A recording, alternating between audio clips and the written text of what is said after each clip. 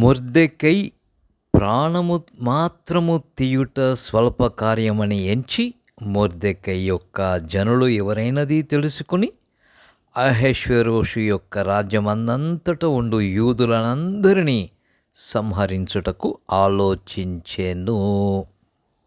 And he thought scorn to lay hands on Mordecai alone, for they had showed him the people of Mordecai. Wherefore Haman sought to destroy all the Jews that were throughout the whole kingdom of Ahasuerus, even the people of Mordecai.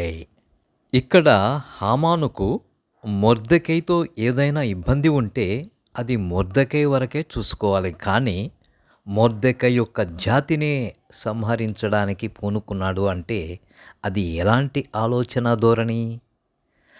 అలాంటి ధోరణే నేడు ప్రస్తుతం మన దేశంలో కూడా మనము చూస్తూ ఉన్నాం. మీకు ఉదాహరణ చెప్పాలంటే ఒక చుండూరు తీసుకోండి.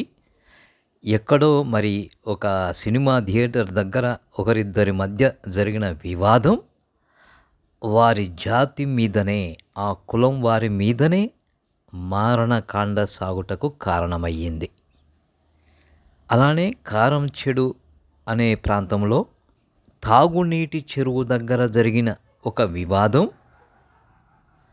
ఆ యొక్క కులస్తులందరిపైన, ఆ జాతి వారందరిపైన మారణకాండ సాగుటకు కారణమయ్యింది.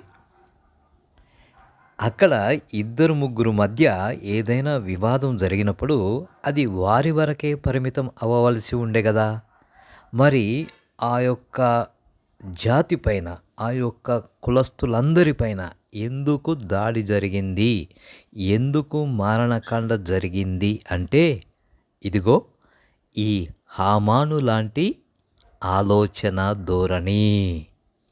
ఇక్కడ కూడా హామాను నేను మొర్దెకైని చంపడం చాలా స్వల్ప కార్యం, ఆ మొర్దెకై జనులు ఎవరో అని తెలుసుకుని వారినందరినీ సంహరిస్తాను అని కంకణం కట్టుకుంటాడు. ఆ ప్రకారమే ఆనాడు రాజరికం కాబట్టి రాజుగారి ద్వారా ఫర్మానా పొంది వారిని చంపడానికి ప్రయత్నం చేస్తాడు. అయితే అది ఎలా బెడిసిగొడుతుంది, ఎలా బూమరాంగ్ అవుతుంది అనేది తర్వాత మనం చూద్దాము. దేవుడు దానిని ఏ విధంగా తారుమారు చేసింది మరి ఎస్తేరు గ్రంథంలో మీరు చూడవచ్చు. నేడు మన దేశములో ఇదే జరుగుతుంది. దుర్గు రైల్వే స్టేషన్లో ఇద్దరు నన్స్ కొంతమందితో కలిసి పోతూ ఉన్నప్పుడు